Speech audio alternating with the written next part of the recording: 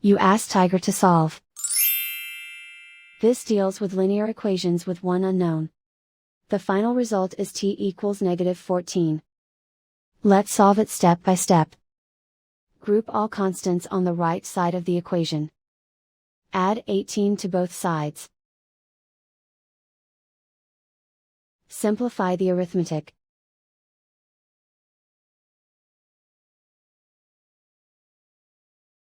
Isolate the t. Divide both sides by 7. Simplify the fraction. Find the greatest common factor of the numerator and denominator. Factor out and cancel the greatest common factor. And so the final result is t equals -14.